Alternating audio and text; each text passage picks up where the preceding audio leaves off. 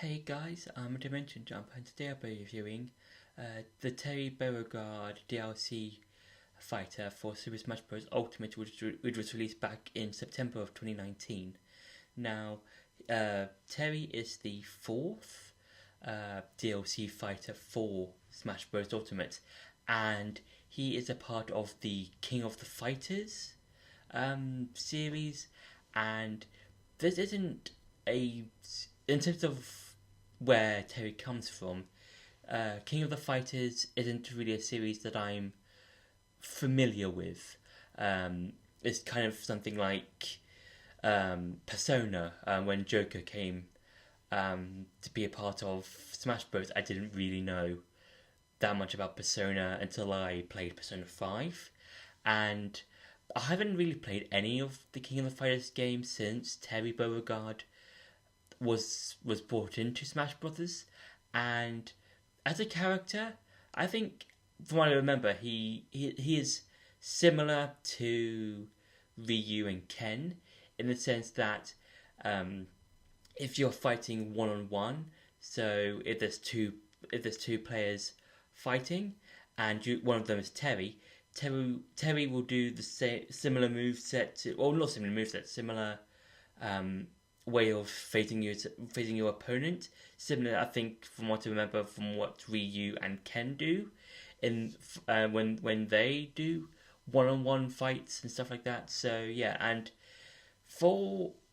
similar to both Ryu and Ken, if you do like specific like button inputs or something, Terry will do specific I think better moves and stuff like that. And for his stage, it's kind of an interesting stage, mainly due to the reason because of what happens at the edge of the stages.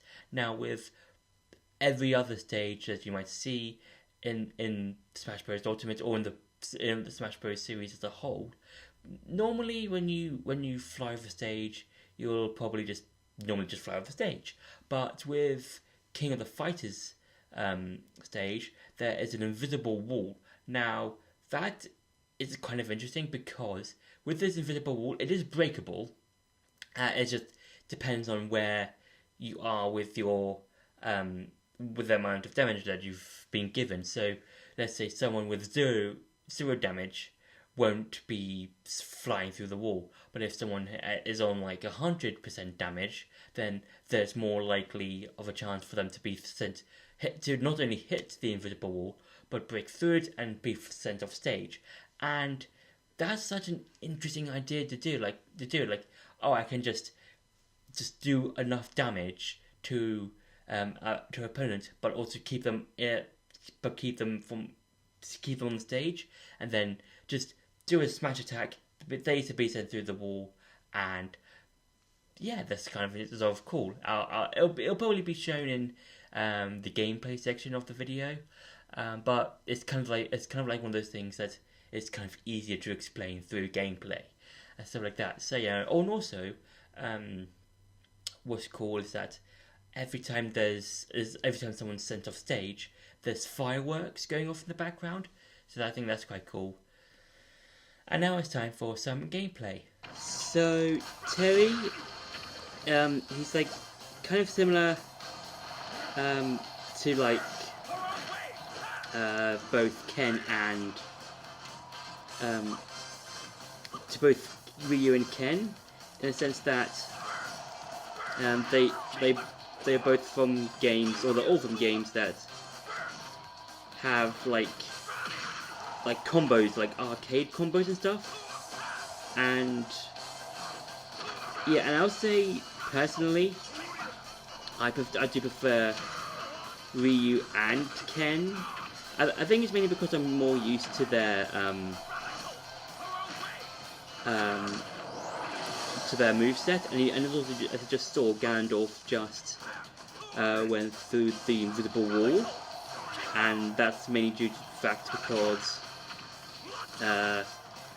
depending on how much damage you have, you won't go to the wall fully, and if the closer you are to the wall, the more likely you are to be blasted through it. And as you just saw, there were fireworks going off in the background. So for Terry's moves, I think they're quite cool. I do prefer Ryu and Ken, because I think I'm more used to the way that they're done in terms of their moves. And hopefully the Smash Ball will come, because then I can show you Terry's ultimate. But if not, I will quickly cut to where when the Smash Ball does appear, and I can just use the final smash.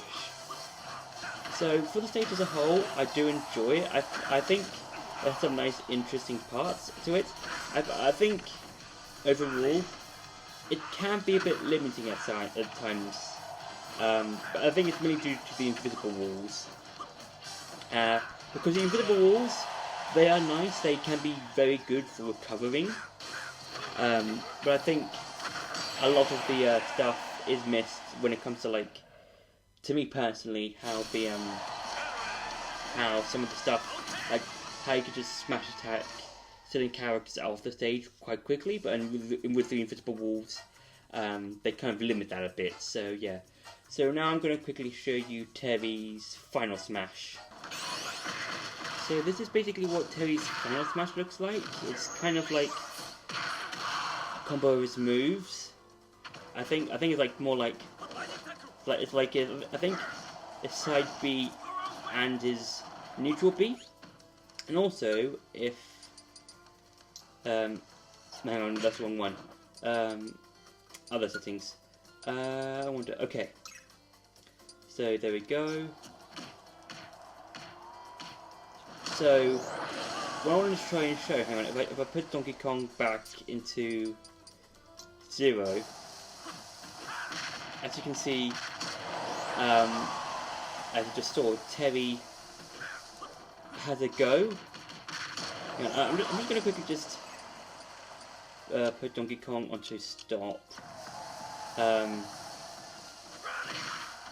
I think that's supposed to like make Terry's moves a bit stronger. I think, because yeah, as you just saw, it kind of makes his move stronger. It kind of reminds me of Joker in a similar sense, but like differently. In that with Joker, if you fill up his meter bar, you can get Arsene in a similar sort of fashion, but you only get Arsene for a limited amount of time. And for Terry, you can get the go and make your move stronger. I think if you're over 100% of damage, so that's quite cool. So that's been it for the gameplay. Now it's time to go back to the review. So overall, as a fighter as part of the fighter pack, I would say for me personally that Terry is probably the most forgettable fighter out of not only Volume 1, but probably Volume 2 as well. And I think mainly due to the reason, one, I'm not really that well known I don't really know too much about the King of Fighters series, and I feel like a lot of the other characters shine brighter than Terry, because you've got even if you look at Volume 1 as a whole, you've got not only Joker from Persona 5, but you've got Hero, Byleth, which I'll be talking about next week, and Banjo and Kazooie. And I feel like those, I remember them more better than Terry. And I'm not saying that Terry's a bad character. I feel like, for me personally, I don't have as much love for him as when it comes to memorability and just replayability as well. When it comes to the other characters, because whenever I play Smash Bros with my friend, I always pick someone like Joker or Sephiroth sometimes, or Pyro Mythra when it comes to the DLC characters over Terry. And yeah, I just feel like he's not really that memorable to me personally when you compare him to the other characters that were introduced in both waves 1 and 2. So yeah, but overall, I do enjoy Terry. Well, I think he's an okay addition, and yeah, and also one additional bit. I do like how I think if you take enough damage, he'll have the go symbol, and I believe I could be wrong here, but I think that's him. That means that you can do more damage to your opponent, stuff like that. From what I remember, but yeah, I think that's quite cool if I'm remembering it correctly. But overall, I would say Terry not that memorable, in my opinion, when you compare him to the other characters in the DLC packs. So yeah. So that's been my review for Terry Beauregard for Smash Bros. Ultimate. I hope you enjoyed this video. Don't forget to like, share, and subscribe. And I'll see you in the next video.